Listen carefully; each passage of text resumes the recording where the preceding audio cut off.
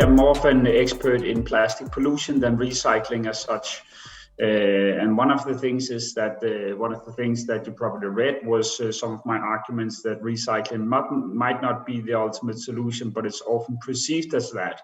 So I've been working for many years, approximately a decade, with plastic pollution, and I have a very broad approach to it. So I both monitor the plastic we find in the environment, I test the impact on different marine and other type of organisms in the environment, and I also work with what we call circular economy, so how society can change the patterns of consumption and pollution with plastics. And that leads to, for example, what do we do with our waste? So that would lead to where recycling play a role, but from my perspective, shouldn't play a dominant role as it does currently. Do you get bored just talking about plastic all the time? No, I don't get bored talking about plastic because there are so many things to address, right? So I don't get bored with that. No, I can get a little bit depressed sometimes because we're not moving in the right direction, but I don't get bored. I think this is such an important aspect, such an important topic to talk about. So, and there are so many dimensions of this. So, I've dedicated my my research life to working with this topic because I think it's very interesting from a scientific point of view, and from a societal point of view, it's very important. What were you studying before you dived into plastics and dedicated your life towards plastics? Yeah, I did my master's and also my PhDs on chemical pollution. So I've been studying chemical pollutions beforehand, and especially the what we call mixture toxicity. So the combination impacts of different types of chemicals with then mix up, and how we regulate them through risk assessment and regulation as well. So that was my focus before I turned my attention to plastics. At what point did you realize or have this aha moment that plastics were such a harmful chemical to humans? Yeah, so this was around maybe 2010 or something like that, 12. And I was actually contacted by one of my old colleagues that I used to study with, who have established a Danish NGO working with plastic, and he called me up and said, "Hey, Kristian, what do you think about these major issues here? Don't should we do something about that?" And I started to look into it and really understand what were the magnitude of that. And at that point, there were a lot of pioneers, a lot of people who have been worked in the science for a long time with it. But the public attention was not so big. So I was really surprised when I started to realize the magnitude of this.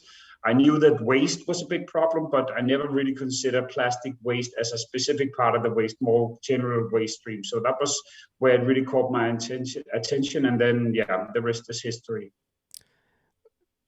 Plastic recycling, and I'm not sure how it is done in the UK, but it's come to light and it's come to my awareness that things that we think that we're recycling aren't even really being recycled. Like, we have a container and stuff that, it's the green bin, it's the recycled bin, but even when the cities pick this up, supposedly it's not even being recycled. Is that accurate? No, so I'm from Denmark. So what I can talk about is the European Union. UK is out of the European Union there, but it's a little bit different from different countries. But there are some similarities. So what would happen is it's a lot of it will not be properly recycled. That will say, but it'll still be some, right? So it'll still be better than just throwing everything into one bin. So we don't want to do that, right? But the efficiency of recycling is not very high. So on a global level, the OECD estimates that it's approximately 9% of the plastic that is turned into waste that is being recycled. And that being said, then a lot of that is what we call downcycled. So that means that it is not recycled into the same product again. It is recycled into another product of lower quality, and then it can typically not be recycled over and over. So even if you think of it as a loop, the recycling, it can maybe take one, potentially two loops, but then it ends up being incinerated or in the environment anyway. So in the current system, it's not a very efficient way. It's better than doing nothing, but it's not by far enough compared to the challenges we face. Well, that's downcycling. That sounds kind of intense. So just to back up, you said stuff is that like water bottles? Like, I'm assuming water bottles can't be recycled more than once or twice.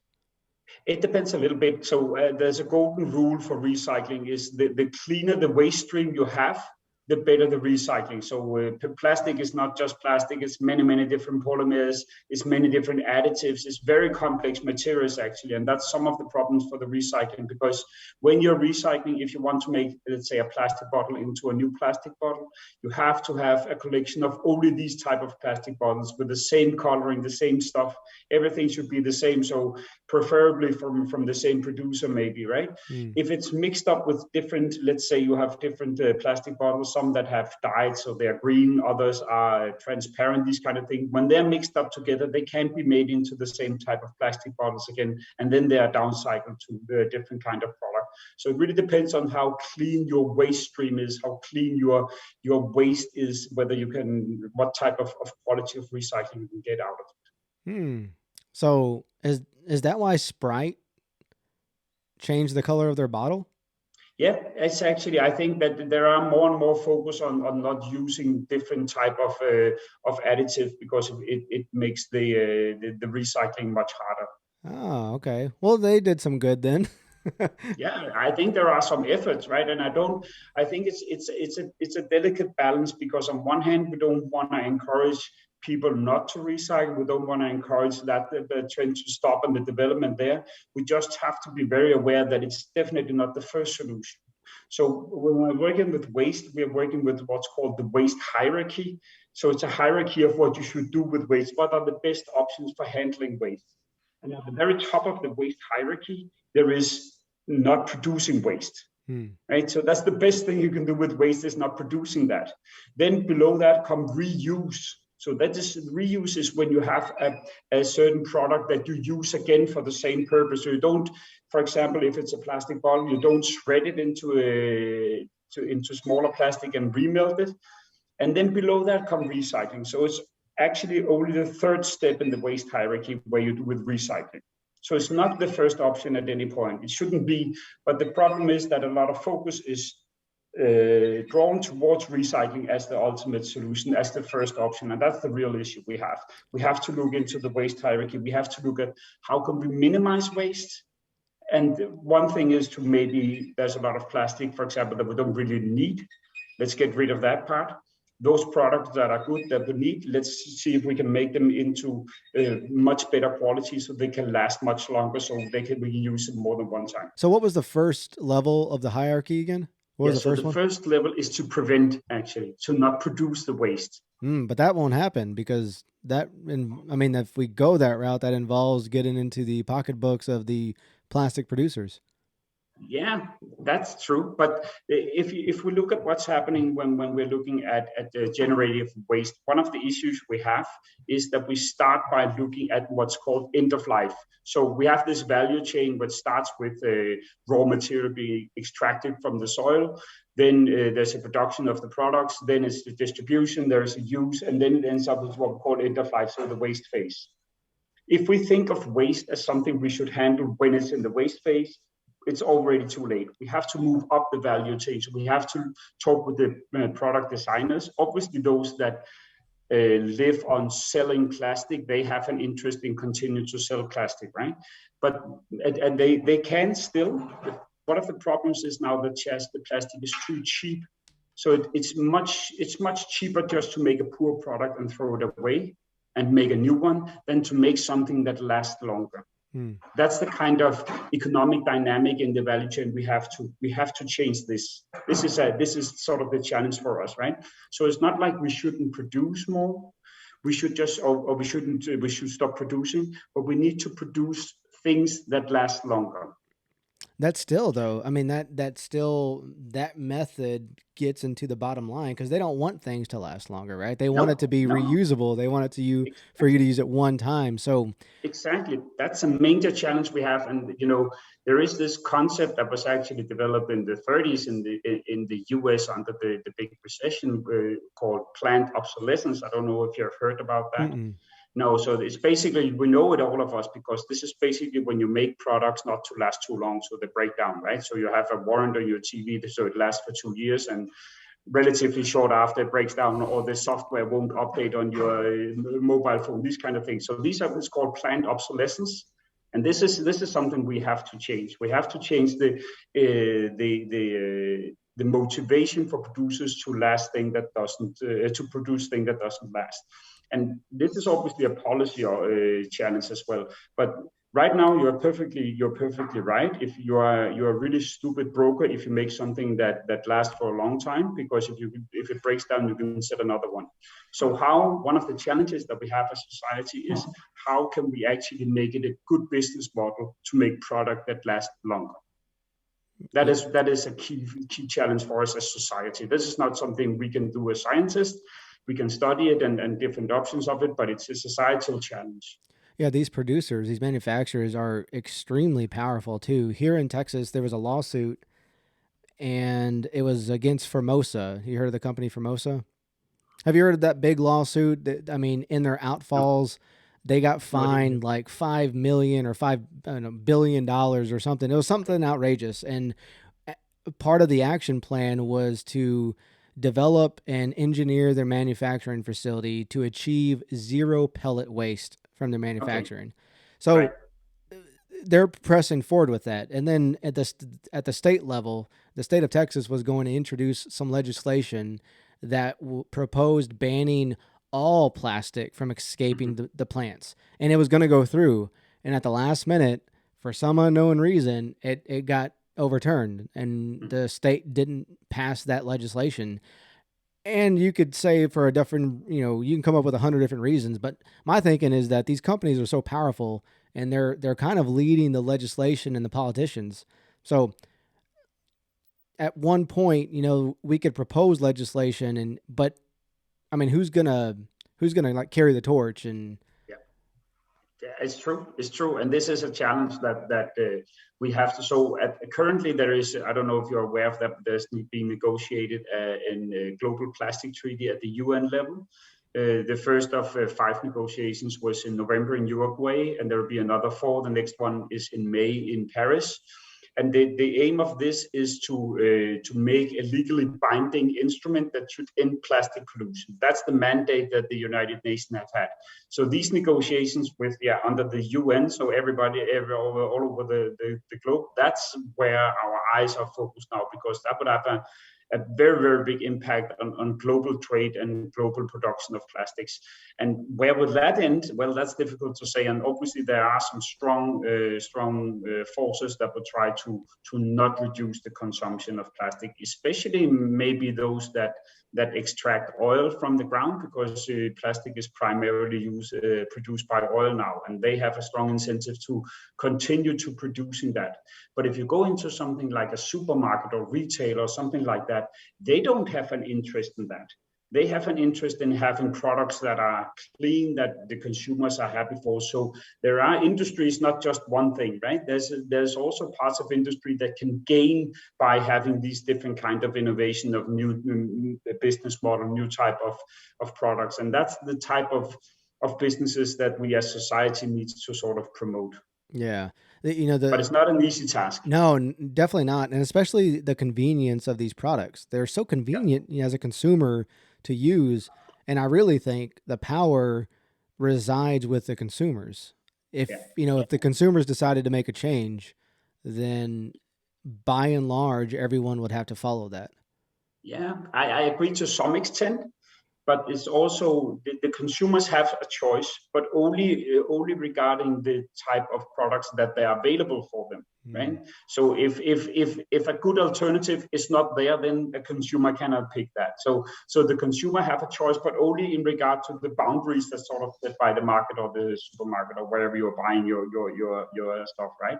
And then price is a very strong driver for consumers always, right? So if you have something that costs 3 or 4 times as much as another product, the cheaper one will definitely win in most cases. So consumers have a strong driver, but only within, from my perspective, within certain conditions, certain barriers. You talked about this treaty. Is that a collaborative effort with other countries as well?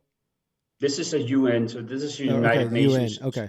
Yeah. So this is a global negotiation. Oh wow! I'm surprised I haven't seen anything like that or any news come out of it. The first of 5 of these negotiating meetings were held in late last year, 2022, in Uruguay. So, Yeah. I mean, what's the ultimate? I mean, you mentioned the ultimate goal, but is there a timeline? Yeah, the timeline is that this instrument, so the sort of methodology or the way that the global plastic packaging, global plastic pollution should be tackled, that needs to be developed by the end of 2024. So already 2 years. So it's an extremely short time span for something as global. Just think about how negotiations on the climate protocols, how many years that have taken, right? So it's an extremely ambitious and maybe also unrealistic time frame, but the time frame is very narrow. So we'll have this meeting already first here in December, next one in May, then the third one already December this year, and then the two last in 2024. And then by the end of 2024, there have to be an agreement. Are you involved in any of that? So I have been involved as an advisor for the Danish delegation. So I am involved, but we are working on also with colleagues, other international colleagues from other universities to be involved as universities. So as researchers, independent researchers, we have a network that we have established with researchers from all over the world that is trying to feed scientific input into these processes the best we can. And this treaty, does it involve people from chemical companies as well? Yes. Okay. It does. Okay. Well, that's meaningful then. Yeah, everybody's there. Okay. It sounds like there might be some hope then. if an agreement can be made, right? That's the issue. Yeah, and that is a big challenge. It is a big challenge, but I think that there's a golden opportunity here to work with this, and then we will see how far we get within 2 years. It is obviously a very, very big challenge, and as you mentioned, you're perfectly right. There are very strong drivers to sort of keep the current business models running because some people are making a lot of money from that. So we need to find a way to challenge that and to have different kind of systems where people can still make money out of producing something that pollutes less. Yeah. No, that's very interesting. So I'm just working this through my head here. So there's the timeline of 2024. Then I imagine there's an action plan that'll be set out, maybe 5 to 10 years after that, right? Yeah. So the aim is to try to reduce it by 2030. Okay. But this is still completely unsure what will actually happen here. So that's very much up in the air, but that's sort of the aim for the timeline. Why has there been so much? If recycling's kind of like the lowest level of gainful improvements that we want to see, why has there been so much focus on that? Yeah, so it's not the last one; it's the middle one out of 5. If you go below, then you have what's called so then you have incineration. Okay. Where you get what's called energy recovery. That's below recycling, and then in the very last place there is landfilling. So recycling is in the middle of the 5. It's not the last one, so it's not the worst option. It's better than landfilling, for example, right? Okay. No, but the reason why there's a lot of focus on recycling is that if we could and we can, but if we could recycle really, really effectively, like 100%, we could keep up production and use and all the convenience that we have currently. We didn't have to change the actual products. We can just reuse the resources over again, make single-use bottles over again. So in that way, if that was a perfect model, it would fit perfectly into the current economy, the current plastic economy we have here. That's why there is so much focus on doing this. But the problem is it's not. Right, so it's sort of an illusion that we can do that because there is so much big loss. As I said, there is, just think about how waste is sorted, right? Plastic is sorted with all different kinds. Sometimes, even if you have a plastic bottle, then maybe some people fill it up with paint and use it for the house or something like that. Throw it in the bucket with the other bottles. The entire bucket is wasted, right? So there are so many ways that this batch of waste material can get polluted. So it's very, very difficult to have what we call closed loop recycling, where the plastic is recycled within a very closed loop and for the same product again. Very, very low, only maybe 1 or 2% of the plastic is used like that. So in that way, it's not going to be a ultimate solution for us. We still need that, but we need to focus on other things first. How can we, if you go down to a supermarket, for example, you buy a pack of meat, let's say that, right? I guess it would be the same in the US as it is here. It will be packed in maybe 2 or 3 different layers, right? So there will be one layer where it's vacuum packed in order to prevent the bacteria. Then there will be another, like a box to make it look a little bit bigger. And then there will be a third one too, with some colors or something like that make it attractive, right? Mm-hmm. That's actually two layers of unnecessary packaging.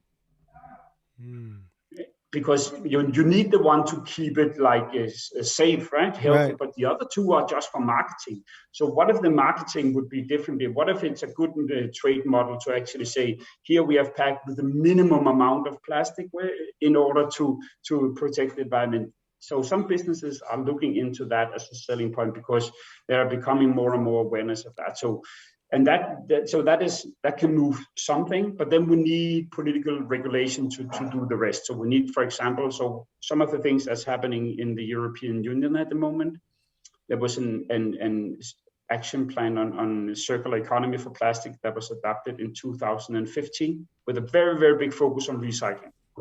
Now they started to realize that we also have to have a focus on reuse. So there's starting to coming out standards, starting to coming out demands for products to also be reusable. So we need sort of a policy framework to facilitate that push for industry. So it's not just, the first movers and those that are idealistic that would do that, but that the entire industry follows. That's what's needed, definitely. There's this movement in the U.S. a lot, and it's also in the news a lot, talking about forever chemicals and how we store food. And I think there's a large amount of people kind of waking up and not wanting to use plastic if at all for storing food in. So like Tupperware, for example, a lot of people don't want to use Tupperware and to hold food, especially if they're going to microwave food. Yeah. So I almost see like the reusable plastic as not a viable option either. Because how would you reuse it? Like a plastic cup maybe, but. It's true, and maybe plastic is not the ultimate material for everything, right? So I think I agree. So one of the fantastic thing of plastic, if you see it as a material, is that you can sort of make it into anything, especially by adding additives. So plasticizers has been one of those that has been used a lot. Maybe you have heard of phthalates, which are endocrine disruptors, right? We have the fluorinated compounds that you talk about, the forever chemicals that has been used also in plastics, these kind of things. So these are very easily added into the plastic to give it specific properties, right? And that's the problem, because then they leak out. So definitely one of the things, and we did a paper on that in my international network, that part of this whole plastic treaty must be also to address the chemicals that's used in plastic, to make much better regulations on that, because it's a human health hazard, it's an environmental hazard, and it also prevents both reuse and recycling when there are all these different chemicals in that. So reducing the amount of chemicals in plastic is definitely part of the mandatory things we have to do. And avoiding those that are hazardous. But then again, I would say that for some things, maybe other type of materials like a metal container or glass or something like that, if you have it in your household, for example, right, instead of having a plastic thing that you heat up in your microwave, I think a glass container, for example, is probably the better alternative. Absolutely. That part of the treaty too, where it says, where it's calling out forever chemicals and those toxic chemicals, does it say anything in there about if they replace these chemicals, those chemicals that they're replacing, it can't be toxic either? Because I've actually talked to Dr. Shana Swan. I don't know if you're familiar with her, but she was saying that companies will sometimes be mandated to remove a chemical, so they'll do it, but they'll just replace it with another toxic chemical. It's true. This is a big issue. So in this treaty currently, there's nothing that's specific at all. There's just been the first meeting. It's just been on negotiating terms and stuff like that. So there's nothing specific of anything in the treaty yet. So where this will end, we don't know. But if we look at, for example, the regulation, I know most about the European regulation, not so much about the US, but there are some parallels. But definitely we have what's called a substitution principle. So that means if you have a product with a hazardous chemical, you have to substitute it with something that is less hazardous. The problem is that in reality, what happens is that a lot of time is substituted with a new type of chemical that there is no data on.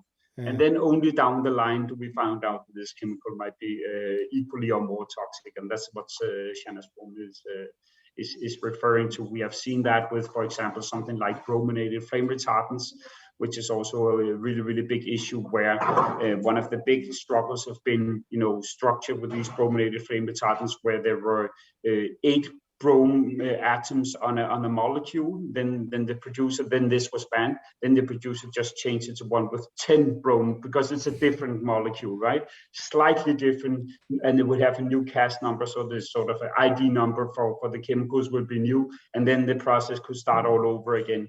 Even though we knew once it ended up in the environment, it was broken down into the other compounds. So from a toxicological point of view, there were no real difference. So this is a big issue.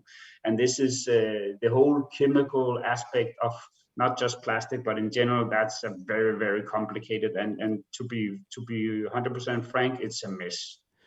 It's a mess. The news and media will do a good job highlighting a company that messes up or has a spill or pollutes the environment. We all do a good job doing that. But is there a company that's forthright and easy to work with and is the one at the table or at this meeting talking about ways that they can improve plastic use and recycling? Has there been a company? So at this point for the treaty, this is too early to say. But what I will say in general, and I learned this very early in my career, talking with some really good old veterans at the Danish Environmental Ministry, and they told me something that I think was true. If you work with companies, very often, if we're talking about chemicals, if you address them and work with them early stage while they're developing their products, if we found out there is problems there, then they'll be happy to change that, right? Because they don't have an interest in putting something that's toxic on the market. If the product is already made and on the market and there come effects out of that, then they are much more reluctant to sort of accept that this is toxic. They will both lose the product and all the sales, and they can also get sued for a large amount, especially in the US, right? So then they're much more reluctant. So it's very much a matter of working with this research and development and develop things. The design phase, we have to design things much smarter here.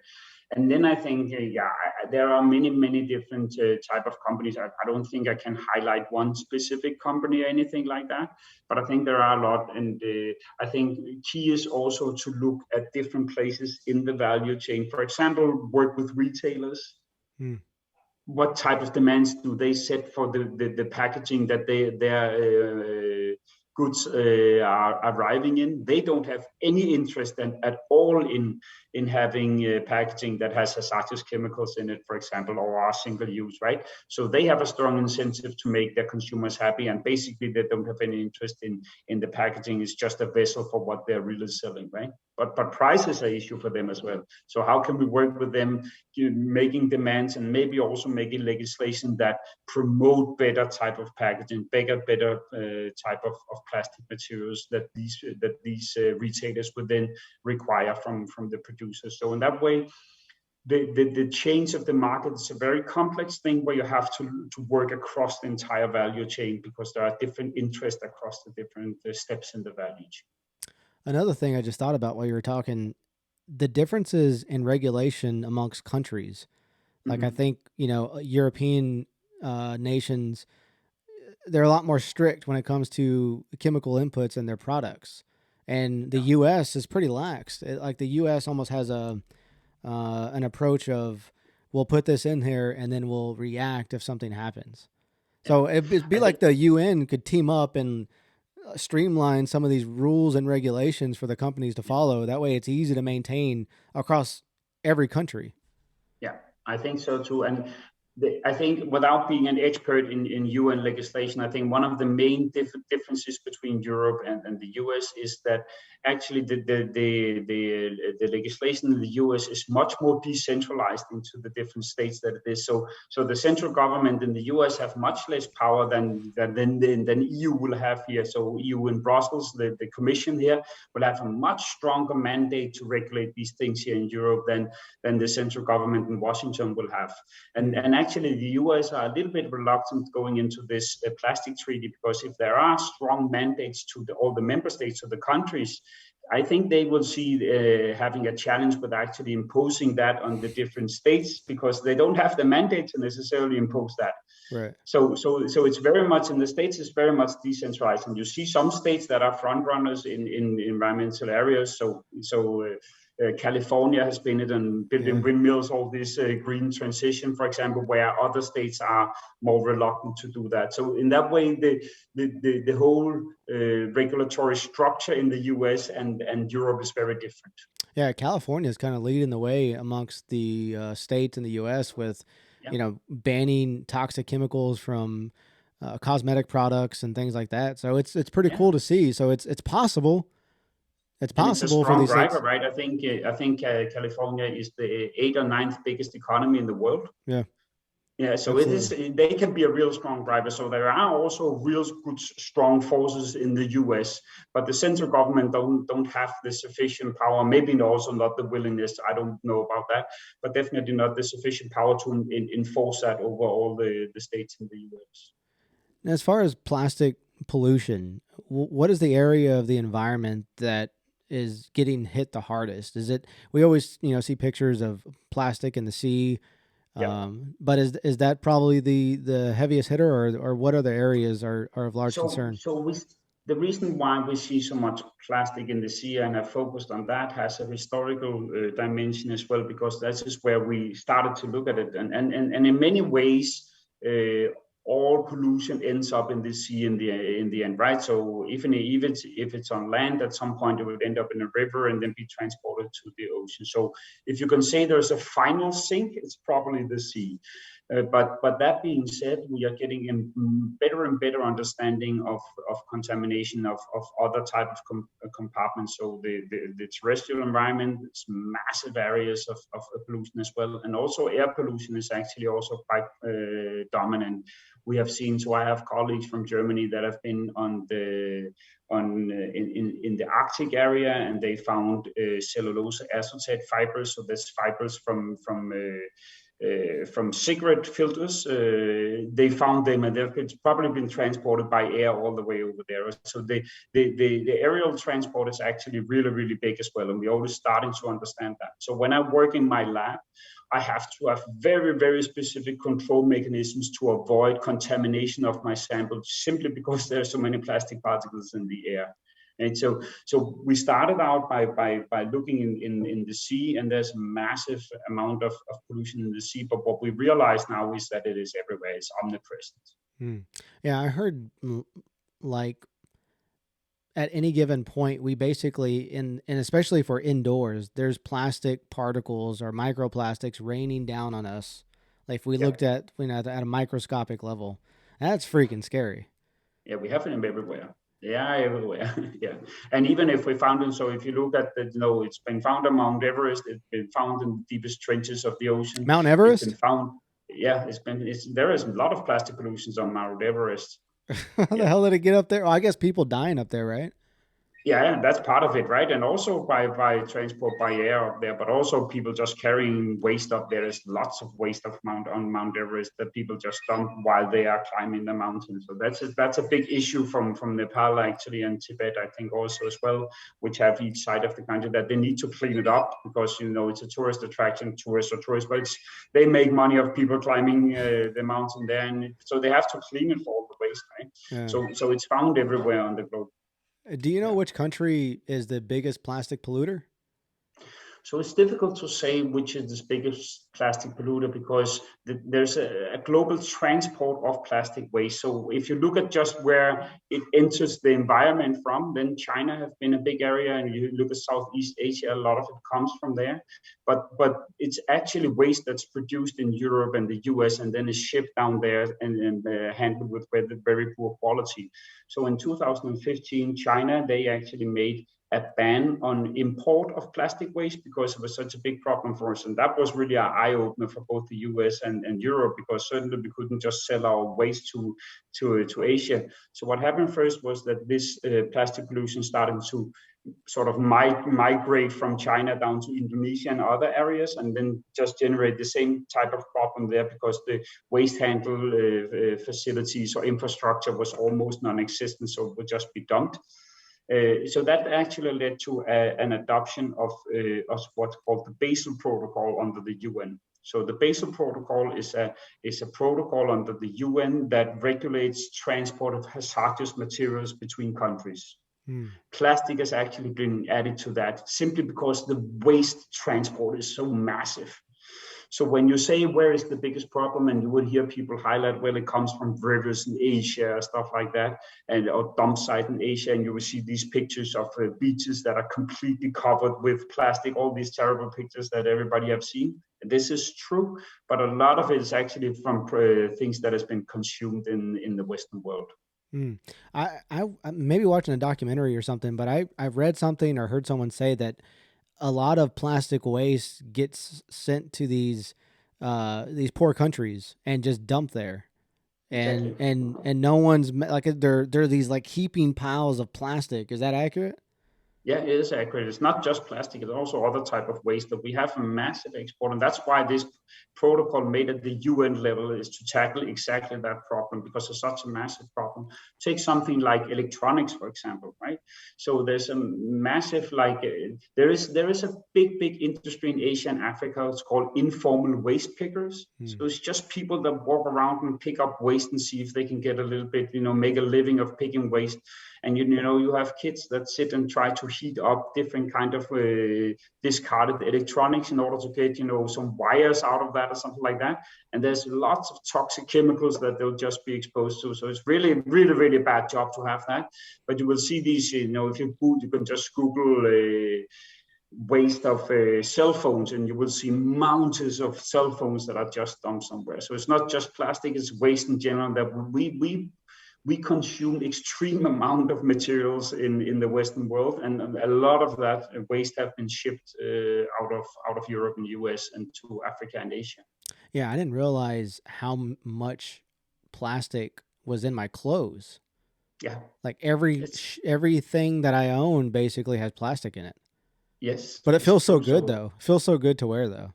and it is cheaper to make, and it's also lighter, and sometimes also make it more durable, at least compared to poor quality cotton, right? But this is trend with I think that I don't know the exact amount, so I think it's 60%, but I'm not entirely sure about that. But I think it's 60% of fibers that are actually artificial fibers, so polyester and stuff like that, which is plastic. So a lot of the clothes that you have is plastic, and this is also where all the plastic fibers that are in the air, they typically also come from shredding from your clothes and stuff like that. Do you have any colleagues in the US that you work with, that you collaborate with? Yes, I do have a few. I do have. I have. Yeah, I have. I have 5 or 6 really good colleagues around different places in the US. I'll be happy to send you some of their links. And there is actually a very famous one of the very best researchers within this whole management and transport of plastic. She's from the US, called Janet Jambeck. She's excellent. She made a very famous paper that was published in Science, which is one of the finest journals in the world, right, in 2016. So Wow. she would be great to talk with. Yeah, I'm fascinated with this topic. I actually work for a chemical company, and Okay. I've had numerous people on the podcast talking about plastic waste, plastic pollution, plastic lawsuits, all that stuff. And what I feel like would change the public's perception if these companies get out in front of the public and talk about what they're doing, because Mhm. there's teams in roles that these companies have created, that the sole mission of the role and the team is to improve plastic waste or recycling plastic Exactly. waste and pollution and all that stuff. But I don't think the public sees any of that. Like if I No. wasn't working for the company, I wouldn't know that we were doing this. It's true. It's So true. I think that's. I think one of. I think you are. I agree with you. One of the. So, in Denmark, we have had ever since the 70s. We were a front runner in Denmark on waste incineration compared to having dump sites. So that was a really good deal back in the 70s. So we have built a lot of incineration plants in Denmark, and we have sort of made ourselves dependent on burning waste. That means that the sorting of different waste into different fractions came very late in Denmark compared to other places in Europe and also in the US, because we're just used to gathering everything into one bag and then burn it. So what happens now after we start to sort it is that people become aware of how much plastic waste they actually produce. So they get an awareness of the materials that is lost. And this is so the reason why I say this, because one of the problems is that we are sort of disconnected from our consumption and for our daily life, right? We don't see where the resources come from, and we don't see where they end up after we have used that. So that's not in our sort of conscience. And right. that is definitely also part of it, understanding that we are actually drastically over consuming our resources we have now, and we are also just throwing them away and polluting the environment afterwards. Hmm. If you could wave a magic wand, what's the one area that you would improve right now? In regard to plastics, Yeah. yeah, in regard to plastic, I think I would wave and make sure that it is a poor business model to produce single-use plastics. Hmm. That will be, for me, that's a key to changing the patterns, is to make sure that it's a smarter move for a company to make something that lasts a long time. That will be rather than just produce something that's poor. That's hard. I think Austin, Texas, a few years ago, they did a legislation, like a local legislation, to ban single use plastic bags. And Americans are so fucking lazy, man. Like we don't want to take our little, our bags, our home bags Mm-hmm. into the store to shop. So Yeah. it got a lot of pushback, even from people that claim to be climate activists and climate It's proponents. As you mentioned earlier on, it's very convenient with all this single use, right? So I was an opponent to a PhD some years ago, and her headline of her PhD was that we have short-term conveniences with long-term consequences. I thought Mm. that was a nice catchphrase for what's actually going on, right? So we need to understand that, and we also in Denmark, for example, we have a tax or a levy on the plastic bags, but it's not been big enough. So people have just paid, like. Let me try to recall, 20 cents or something like that for Yeah. a plastic bag. They don't care, right? So that Mm. needs to be higher to give people a sort of a reason to bring their reusable plastic bag. Like if they paid the $3 for it, then maybe they would, bring the bag into the store instead, right? So these are the kinds of, from a policy perspective, there are sort of two different approaches. One thing is to put taxes or banning, that's sort of the whip, but you can also have like the carrot where you actually where you sort of give subsidizing to the type of products or the type of industry you want that. In Denmark, we have a very, very strong windmill industry. We are a very small country, only 6 million people in Denmark, but we have a windmill company that is one of the leading companies on the global market. Mm. And that actually took approximately 20 years to build this type of industry without it making money, but it got subsidized by the government because we knew this was something that was important. So policy can also do that. Policy can change these patterns. Right? It's not just the market itself. The market is not a organism that exists on itself. It's something that we can regulate by societal action. So, but then again, it's back to the political will to do that, as you mentioned before. That's maybe not always there, but this is something that we have to keep on insisting on and keep on providing, from my point of view, the scientific evidence why this is important. And for someone like you, maybe to reach out to the public and getting people to understand that you have to tell whoever you vote for that this is something that we need to change. Absolutely. Well, Kristian, I appreciate your time, man. Are you on social media? Do you have Twitter or anything like that where people can Yeah, follow you? I am on Twitter and LinkedIn. Yeah, I'm on Twitter. Yeah. So my name is Kristian Syberg. So my Thai name just, yeah. All right, cool, man. Well, I appreciate your time, and I'll link back up with you to see if we can get some contacts from the U.S. I enjoy talking about this and learning from experts like yourself, man. So I appreciate it. I'm happy to. Yeah, and keep up the good work. Yeah, thank you, man. You have a good one. Yeah, Bye. bye.